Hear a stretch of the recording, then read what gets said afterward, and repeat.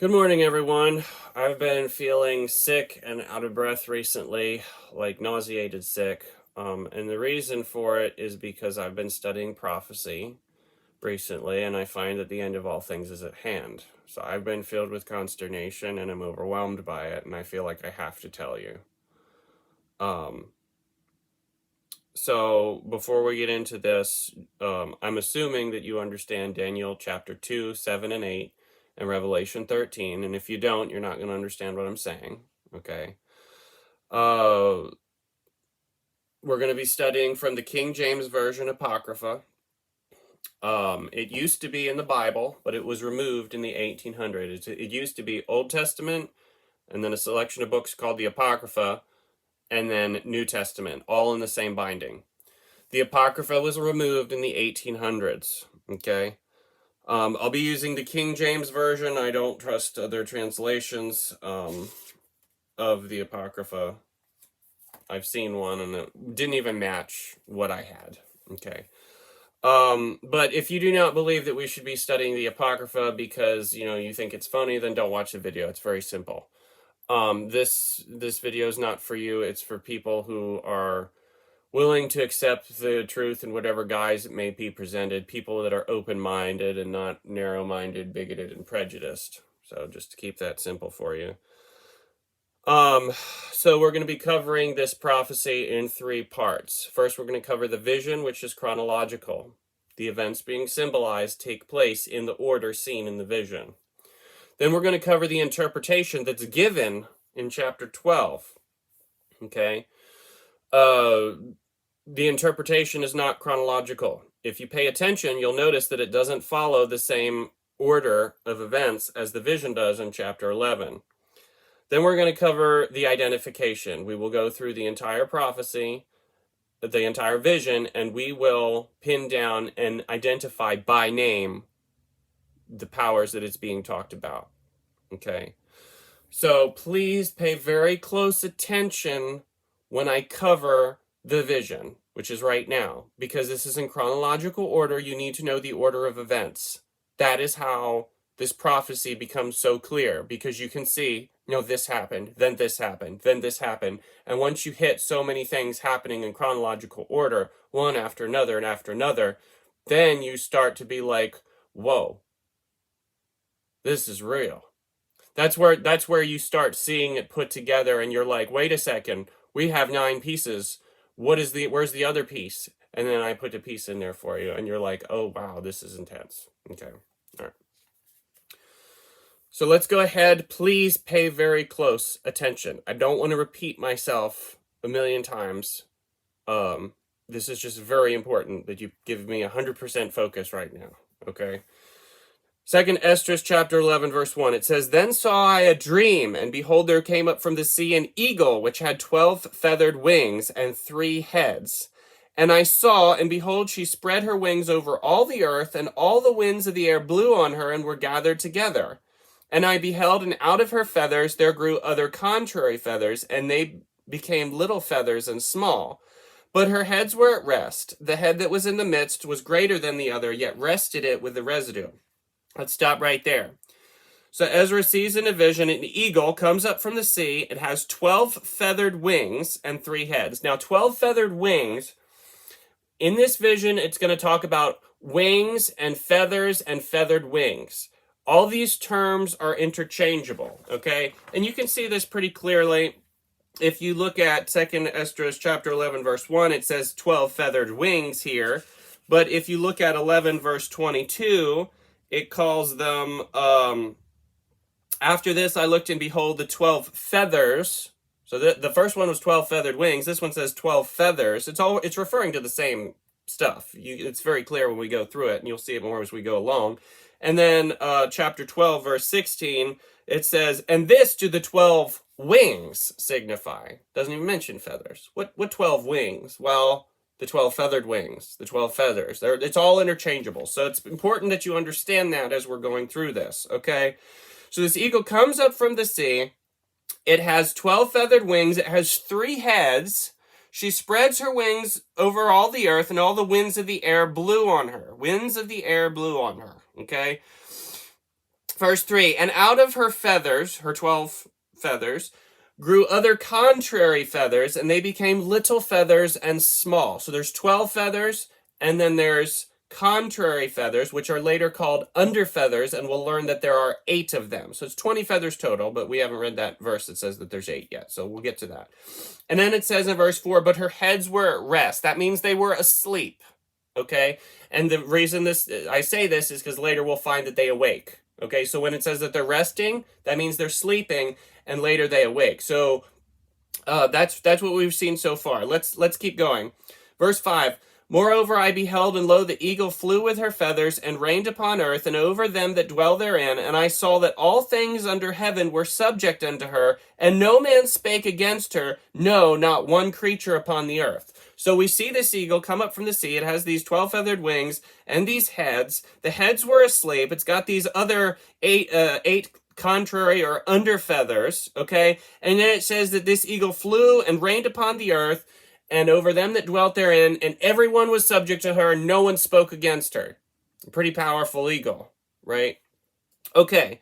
And verse 7, it says, and I beheld, and lo, the eagle rose upon her talons. So after she reigned, and no one opposed her, it says that the eagle rose upon her talons and spake to her feathers, saying, watch not all at once, sleep everyone in his own place, and watch by course, but let the heads be preserved for the last. And I beheld, and lo, the voice went not out of her heads, but from the midst of her body. All right, so after she reigns on the earth, and everything under heaven is subject to her, and no one speaks against her, she reaches this point. This eagle raises up on its talons and speaks to her feathers. But the voice didn't come out of one of the heads. Remember, the heads are asleep. That's very important.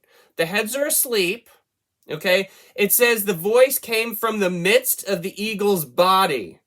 And what did it tell its feathers? It says, hey, don't, it says watch, not everyone at the same time, but watch by course, okay? All right. Verse 11, it says, and I numbered her contrary feathers, and behold, there were 8 of them. I told you there was going to be 8 of them, okay? Yeah, so that's where I got the 8 from, okay? So there's 12 feathers, and then 8 contrary feathers for a total of 20 feathers, all right? All right, in verse 12, it says, and I looked, and behold, on the right side there arose one feather, and reigned over all the earth. Okay, so this eagle comes up from the sea. It has these wings and heads, right? The heads are asleep, and the eagle reigns upon the earth where no one speaks against her. Okay, everything was subject to her. Then she raises up on her talons, she speaks to her feathers, and then after she speaks to her feathers, what? He says, I looked and beheld on the right side there arose one feather and reigned over all the earth. So after all that, the first feather begins to reign, okay? It says, and he reigned over all the earth. Okay, so that means, like, you know, if you were going to reign over all the earth, that would mean that, you know, all the earth is subject to you, so to speak, more or less. Okay, verse 13, it says, and so it was that when it reigned, the end of it came, and the place thereof appeared no more. So the next following stood up, next feather, and reigned, and had a great time. And it happened that when it reigned, the end of it came also, like as the first, so that it appeared no more. Then there came a voice unto it, and said, hear thou that hast borne rule over the earth so long, this I say unto thee, before thou beginnest to appear no more, there shall none after thee attain unto thy time, neither to the half thereof. So the first feather reigns over all the earth. The second feather reigns, has a great time, which is another way of saying it ruled longer. And then this voice comes and says, hey, no one's going to reign as long as you did, neither half as long. Now, this voice is saying, no one's going to reign as long as you, neither half as long, okay? In the interpretation, which we'll get to later, it never says neither as half as long as you. It just says no one will reign as long. That's an important point to notice. You'll figure out why later as we go on. Okay. So let's keep going here. Verse 18, it says, then arose the third feather. Okay, because these are reigning one after another, right? Watch by course. All right. Then arose the third and reigned as the other, and appeared no more also. So it went with all the residue, or the remaining, one after another, as that every one reigned and then appeared no more. Then I beheld, and lo, in the process of time, the feathers that followed stood up upon the right side, that they may rule also. And some of them ruled, but within a while they appeared no more. For some of them were set up, but ruled not. Verse 22, and after this I looked, and behold, the 12 feathers appeared no more, nor the 2 little feathers. So the first feather rules, reigns over the whole earth. Second feather rules longer than all the rest, very long time. Voice comes to it, says, hey, no one's going to last as long as you, neither half as long. And then the third comes, and it keeps coming, and they all reign until the 12 feathers appear no more, nor the 2 little feathers. What 2 little feathers? Well, if you remember, the contrary feathers were little feathers. They were little feathers, and they were small. So if there was 20 total, and we've gone through the 12, and it mentions 2 little feathers, and we had 8 that were little, then these 2 little are from the 8, okay? All right. So the 12 have come and gone. Now, and then 2 also appeared no more, 2 of the little ones, which means there's 6 left, right? Okay. Verse 23. It says, and there was no more upon the eagle's body, no more feathers, but the 3 heads that rested, and 6 little wings. Wings are what? Feathers. Wings, feathers, feathered wings, is all the same, okay? So it says, there were no more feathers upon the eagle's body, verse 23, but the 3 heads that rested, and the 6 feathers. So it's saying that there were 6 left and the 3 heads. That's just what it's saying. Okay. Verse 24, then saw I also that 2 little feathers divided themselves from the 6, and remained under the head that was upon the right side, for the 4 continued in their place. So you got these 6 feathers and 3 heads left. Well, 2 of them separate, and they go under the head that's on the right side. They're like, yeah, we're going over here for a while. Okay, and it says 4 remained in their place. Verse 25, and I beheld, and lo, the feathers that were under the wing thought to set up themselves and to have the rule. And I beheld, and lo, there was one set up, but shortly it appeared no more, and the second was sooner away than the first. Now this is an important point to notice. There's 4 feathers left, because 2 of them went, and they're going to go over and chill under the right head. Okay, there's 4 left. Now, of those 4, one of them does what? He reigns, and shortly he appears no more. The next one after him rules and is sooner away than the first one. Okay, so he's going to be in power less time than the first of those 4 that are left. Okay, all right, now. The second was sooner away than the first. All right, verse 28. And I beheld, and lo, the 2 that remained, because there's 2 left, right? I beheld, and lo, the 2 that remained thought also in themselves to reign. And when they so thought, behold, there awakened one of the heads that were at rest, namely it that was in the midst, for that was greater than the other 2 heads. And then I saw that the 2 other heads were joined with it, and I beheld the head was turned with them that were with it, and did eat up the 2 feathers under the wing that would have reigned. So you have 4 feathers left. 1 reigns a short time. 1 reigns a shorter time than the one that reigned a short time. And then it says here, the 2 that remain, they thought in themselves to reign. So while they were thinking to reign, it says, and when they so thought, behold, there awaked one of the heads that were at rest, namely it that was in the midst, for that was greater than the other 2 heads. So while the last 2 are thinking to reign, the head in the middle wakes up, okay? And what does it do? We find that this head was joined with the other 2 heads. That's important. And then it ate up the last 2 feathers. Okay, don't forget about the 2 that went and divided themselves from the 6, and they're under the head at the right. Don't forget about those 2. Those are going to come in later. But we've covered all 20. The last 2 get eaten by the head in the middle. Okay. And then it says, verse 32, but this head, which talking about the middle head, put the whole earth in fear, and bear rule over in it all those that dwell, and bear rule in it over all those, But this head put the whole earth in fear, and bare rule in it over all those that dwelt upon the earth with much oppression, and it had the governance of the world more than all the wings that had been. And after this I beheld, and lo, the head that was in the midst suddenly appeared no more, like as the wings. So when this head comes to power, it's going to gobble up those last two that were thinking to reign, and it does it while they were thinking to reign. It's important. And then it rules over the earth and puts the whole earth in fear, with much oppression. And it has the governance of the world more than all the wings that had been. And then what happens? It appears no more, just like the other way, just like the feathers. Okay. And it says, verse 33, and after this I beheld, and lo, the head that was in the midst suddenly appeared no more, like as the wings, but there remained the two heads, which also in like sort ruled upon the earth and over those that dwelt therein. And I beheld, lo, the head that was on the right side devoured it that was upon the left side. Then I heard a voice which said unto me, look before thee and consider the thing that thou seest. So the middle head does this stuff, rules the earth with much oppression, appears no more. These last two heads come into play. The head that's on the right side eats the one that's up on the left. Then a voice tells the prophet, hey, look before you and consider the thing that you see.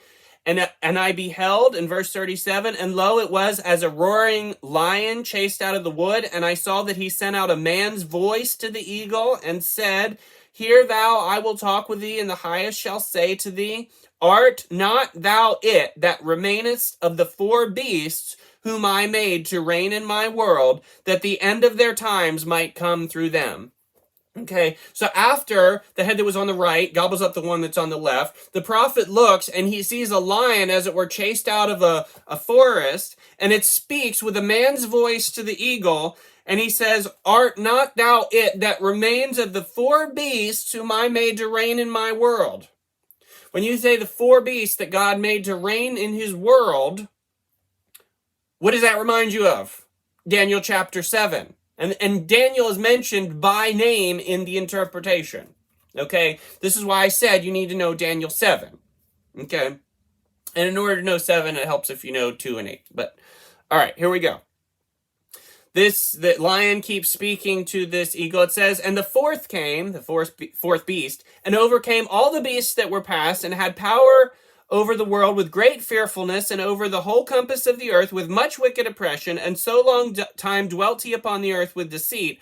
For the earth hast thou not judged with truth, for thou hast afflicted the meek, thou hast hurt the peaceable, thou hast loved liars, and destroyed the dwellings of them that brought forth fruit, and hast cast down the walls of such as did thee no harm. Therefore is thy wrongful dealing come up to the highest, and thy pride unto the mighty. The highest also has looked upon thy proud times, and behold, they are ended, and his abominations are fulfilled.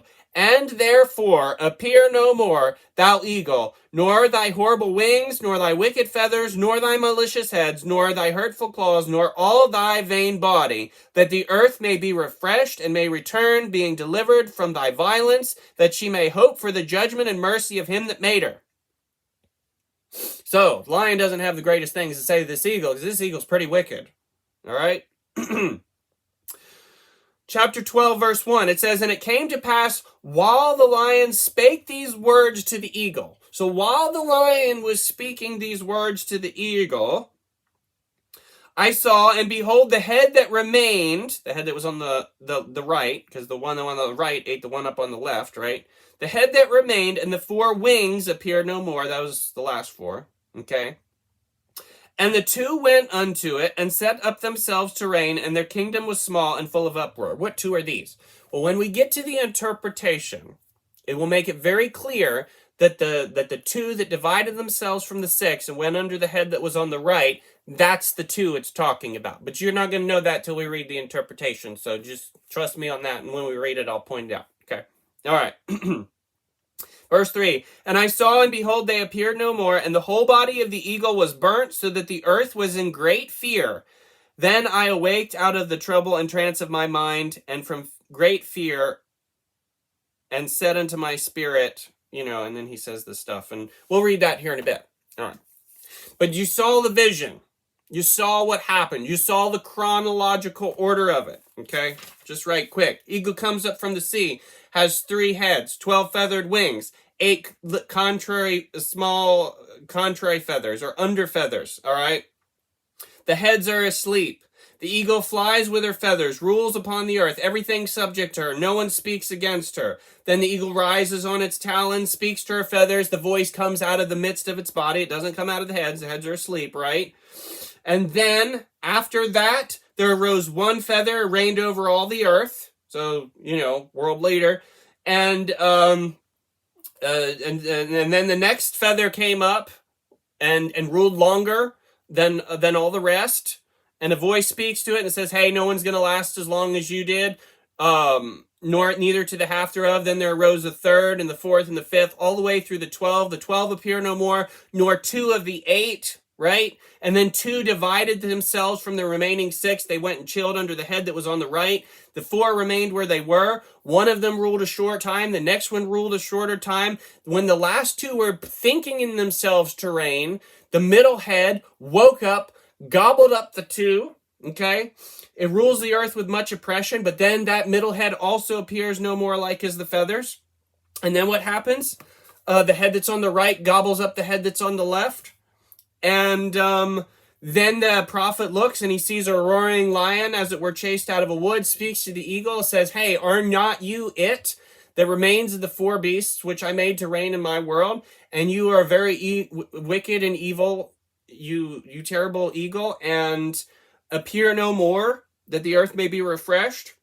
And while the lion was speaking these things to the eagle and pronouncing these declarative judgments against her, the head that remained and the 4 wings appeared no more, and the last 2 that, divided themselves from the 6, they set up themselves to reign. Their kingdom was small and full of uproar, and then they appeared no more. The whole body of the eagle was burnt, so that the earth was in great fear.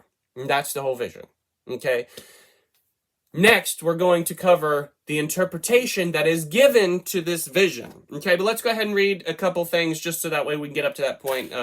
The prophet has some thoughts and prayers here, and then we'll stop, and then we'll do the interpretation. Okay. And I saw, and behold, they appeared no more, chapter 12, verse 3. And the whole body of the eagle was burnt, so that the earth was in great fear. Then awaked I out of the trouble and trance of my mind, and from great fear, and said unto my spirit, Lo, this hast thou done unto me, in that thou searchest out the ways of the highest. Lo, I am weary in my mind, and very weak in my spirit, and little strength is there in me, for the great fear wherewith I was affrighted this night. Therefore will I now beseech the highest, that he will comfort me unto the end. And I said, Lord, that bearest rule, if I have found grace before thy sight, and if I am justified with thee before many others, and if my prayer indeed be come up before thy face, comfort me then, and show me thy servant the interpretation and plain difference of this fearful vision, that thou mayest perfectly comfort my soul. For thou hast judged me worthy to show me the last times. And he said unto me, this is the interpretation of the vision. And then the interpretation's given. And with that, we're going to close, and I'll be right back, and then we will cover the interpretation.